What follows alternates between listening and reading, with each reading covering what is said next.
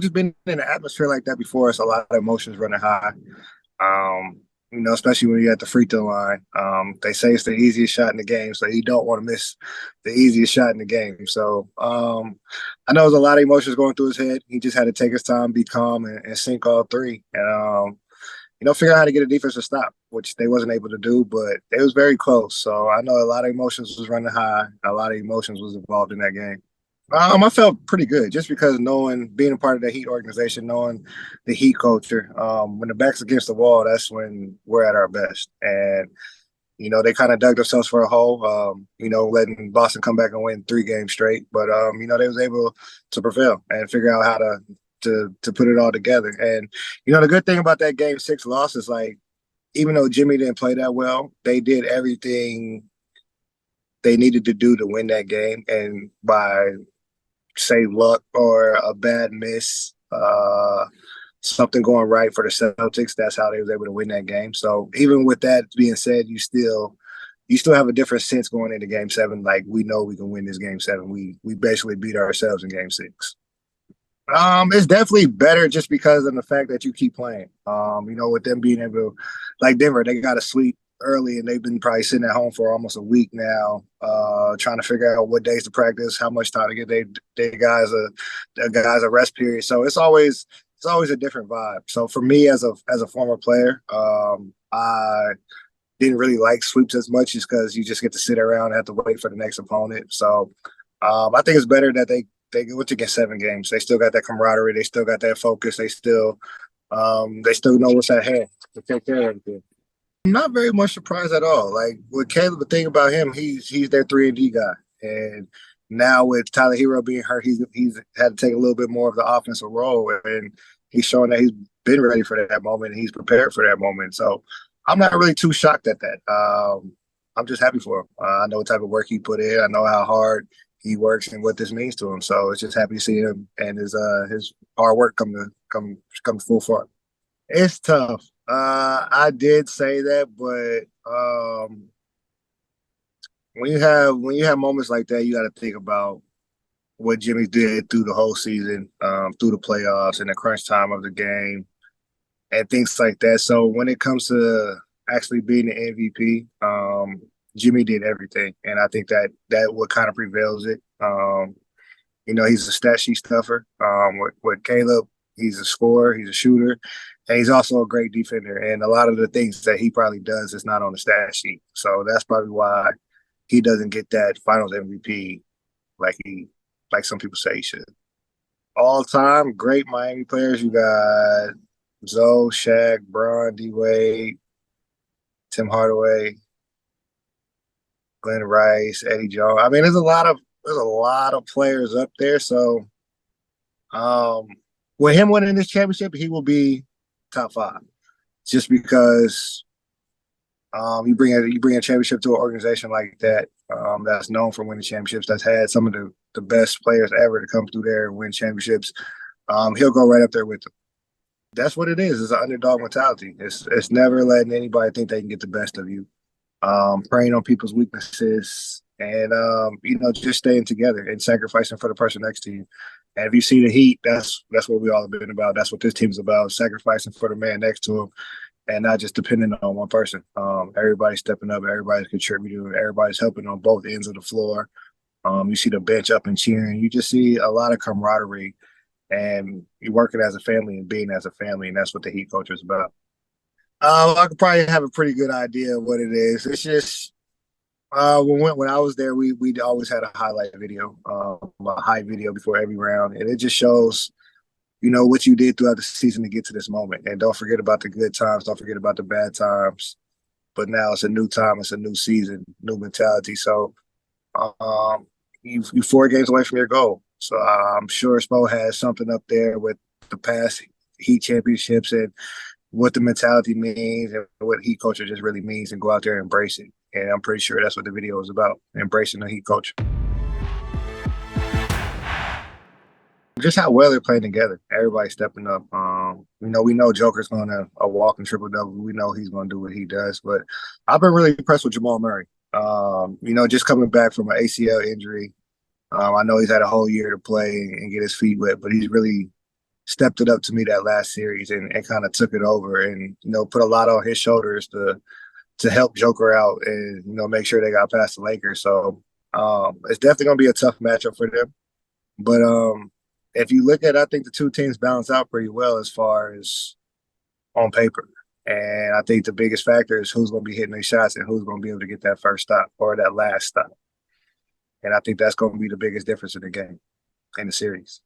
Oh, that's crazy. Me and my good friend Dave was talking about that earlier, how to stop the Joker. And I don't think you can. Nobody's been able to do it yet. You just got to figure out how to control everybody else. And the thing with Joker is he's not a selfish player. So you can't force him to take shots. You can't force him to pass. That's just his game. He's just going to play the game at his pace.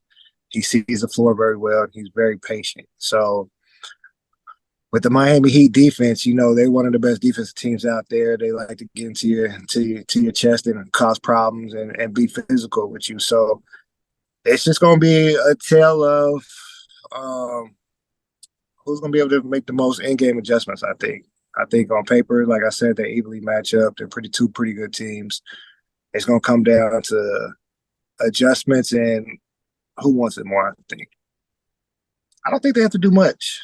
I think it's just figure out the game plan. Like I said, with Denver, you got a two-headed monster in Jamal Murray and Joker. With Miami, you got a two-headed monster in Bam and Jimmy. So I would like to see Jimmy take the challenge of guard Jamal Murray the whole series. That's what I would do. Just to see, give him a different look, different size on him, different physicality. But then you got to worry about wearing Jimmy out for the offensive end. So, like I said, it's gonna be tough. You got to think about the adjustments. But I would definitely send a message early, and I'll put Jimmy on Jamal Murray. Everybody, everybody comes to the game got to guard Joker. So we're gonna start with Bam, of course. Definitely some Kevin Love. You just gotta give him different looks and different options. I think the best thing to do is put Joker in a position where he has to either score or strictly run the offense. I think you can't allow him to do both. And I know that's easier said than done, but if you can figure out how to do that, I think it might make the chances a little bit easier.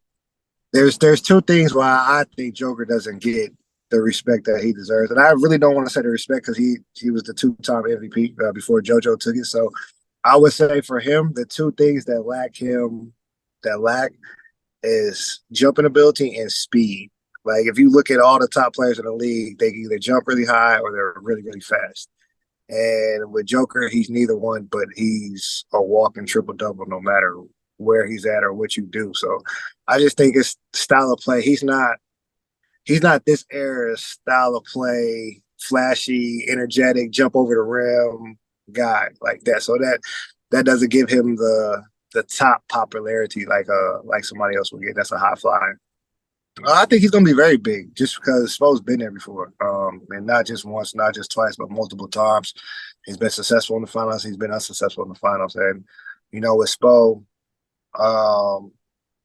he doesn't like letting people get the best of him. So I know right now he's in his hotel room drawing up one of the biggest game plans ever and trying to figure some stuff out. So I definitely think Spo's going to be big in this series, and we're going to see why Coach Spo deserves to be one of these coaches of the year one of these upcoming years, because he's a hell of a coach. That is a very tough one because I look at it like this. Denver's had 9 days off, and I know they're hungry, but their rhythm might be a little bit off. But for them, this to be their first trip to the finals, the crowd's going to be into it. Denver's crowd is one of the best out there. They love their home team. They love their city. They love basketball. So if the Heat, I say this, if the Heat can withstand that first punch from Denver, they can win that game. They can win game one. But if they can't take that first punch and they're tired from Boston and being drained from that series, then it could be a Denver game. So it's still up in the air. I don't necessarily want to pick right now because I want to wait a little bit closer to like the day before the game, and I can hear all the stories and see what's all going on and hear the interviews and stuff like that. But my gut feeling, I think Miami gets game one. For me, I'm Heat Nation. I hardly ever root against the Heat, but It's going to be a tough one. I think Denver might get this one 4-3. I definitely think it's going 6 or 7 games. So with Denver having that home court advantage, if it goes to game 7, I think Denver could win 4-3. But the way Miami just put it on Boston at home, you really never know. So I'm gonna say 4-3. I think that'd be the series. I'm not gonna say who's winning the series, but I definitely think it's gonna be 4-3. Miami, Jimmy, of course. Denver is gonna be between Joker or Jamal Murray, but I think Joker. I think Joker gets this Finals MVP. Michael Porter Jr. for sure. That's one of my sleepers in this series. If he has a really good series, it could be a big problem for Miami. And for the Heat, I say Caleb Martin because he's going to have to take the defensive challenge on Jamal Murray, KCP, Christian Braun. Like he's going to be the guy that has to match everybody on Denver's energy. And that's the thing about Denver's second unit. They're Bruce Brown, energy guy, KCP, energy guy, Christian Braun, energy guy. So with the Heat, they're going to have to need somebody to match that energy on the defensive end. I think that's going to be big for Caleb Martin. Life changing. I mean, once you make it to the NBA, you're on the NBA team. You're one of your favorite players in D Wade, and then you get to be a starting point guard, and you get to add 2 more Hall of Famers in Chris Bosh and LeBron James. So it's kind of like, as a point guard, it's a dream come true. Just made my job a lot easier. That's one thing about Spo. With that series, I think it was a lot of people's first time being in that situation. Spo as a head coach. Of course, Bron and them been there before. D Wade was the only one that won a championship, so it was more of a learning experience for everybody.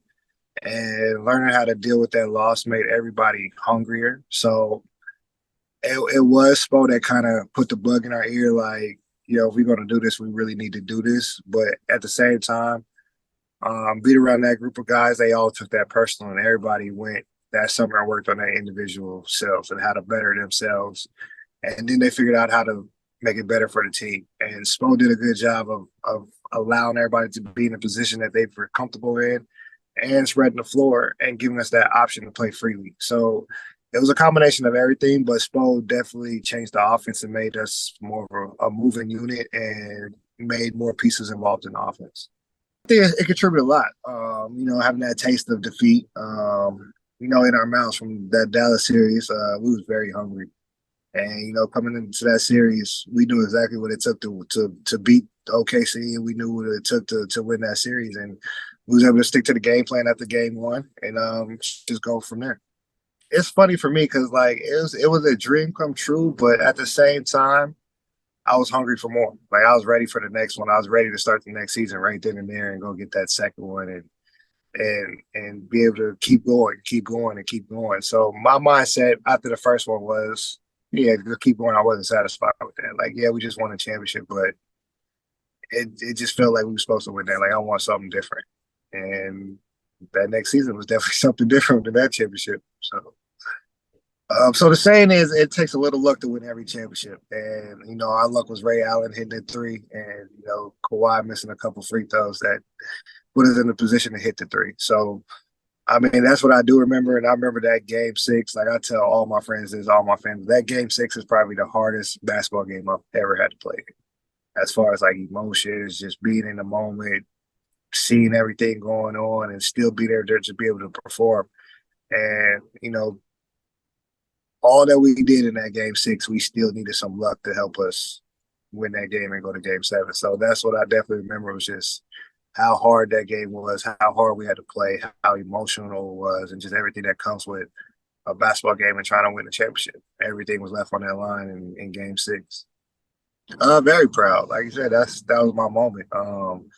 Even being on the team with those guys and all those Hall of Fame guys, you still have moments where you was like, Mario Chalmers held his own. Like, Mario Chalmers did his thing. And for me, to be able to say that I held my own playing alongside Hall of Famers, it just shows that, I was a pretty good player. I did what I did, and I did what I had to do for us to win. The thing about me is I don't mind sacrificing my game to make sure that we win or help somebody else win. And I think that's one of the things that he always loved about me and respected about me. And, it kind of wanted them to bring me to Miami because I was that type of player. So um, just seeing all the sacrifices and all the efforts paid off in 2 championships and a 9-year NBA career, it's a dream come true for me. A more willing passer. I know that's going to sound weird, but just being in those moments back then, it was more for me. I like taking the last shot. I love being in that moment to be able to take the last shot and it's my pride and joy. I hit one in college, hit a couple in the NBA, so I always love and live for those big moments. And having a player like that on my team, he lives for those big moments too. And back then he was taking all the big moments, and now you see he's more willing to drive and kick it out to a corner three for Dennis Schroeder or throwback three for Danny Green up a 3-1 situation. He wouldn't have did that back then. So it just shows like he's grown more into trusting his teammates and just being more of a team player. Not saying that he never was, but he knows that the players around him can help him more now, and he's more willing to use the players around him.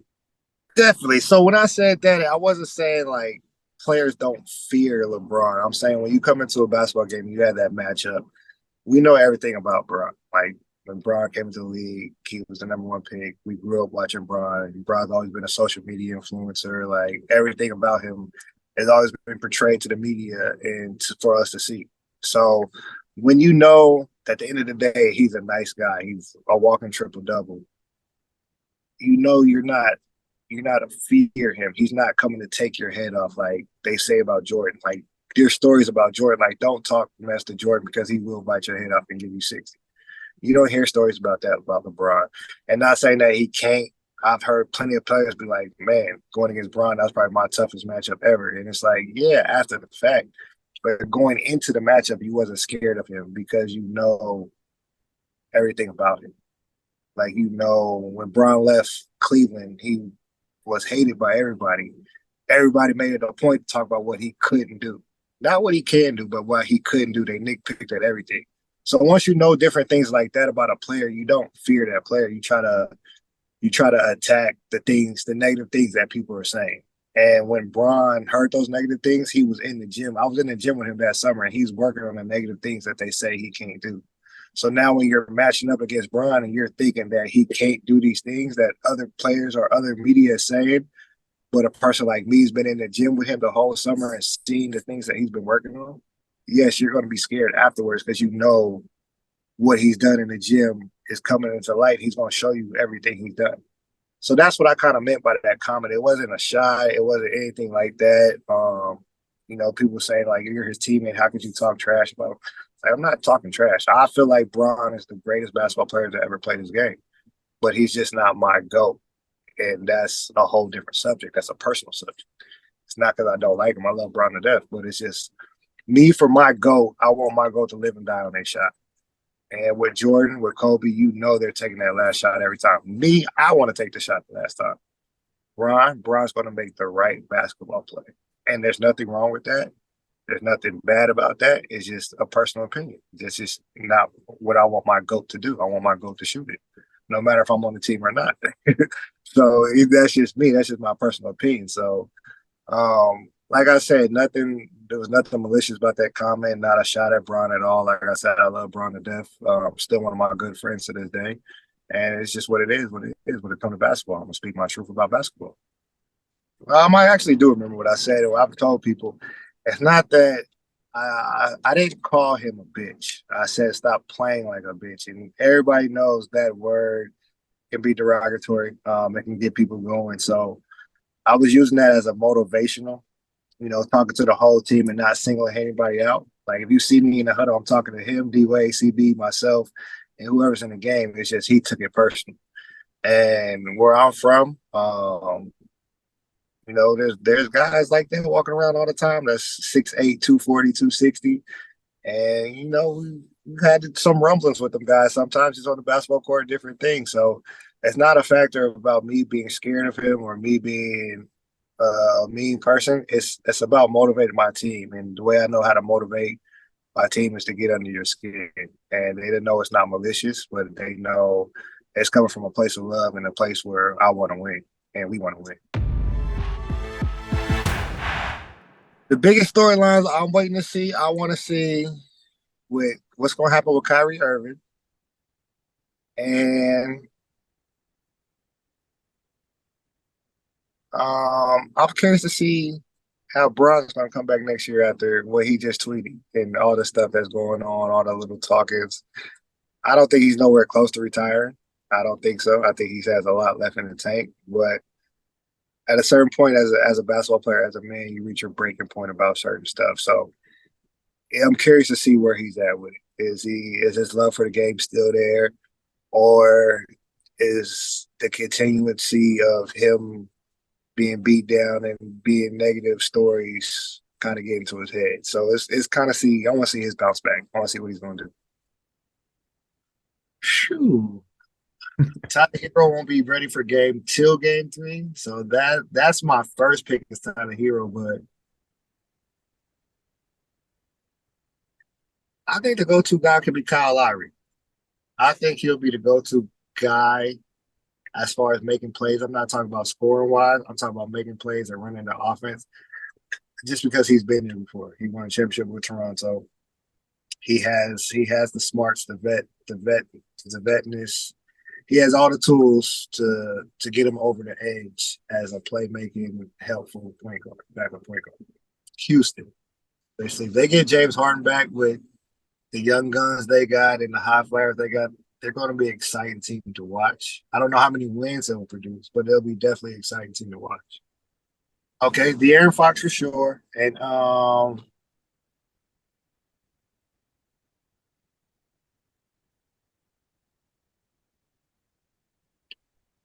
I might say Tyrese Halliburton from the Pacers. I might say Tyrese. I like his game. I like how he finished the season. I like his confidence. I like I like he's there. I'm very curious to see what the Suns are going to. I think that is the sleeper out there just because on paper, I think they got the better team and the better pieces when they're all healthy and put together. It all depends what CP does and how CP is going to bounce back. But I'm very curious to see what the Suns are going to do. And the Clippers. And the Clippers with Westbrook. And I want to see what happens with them.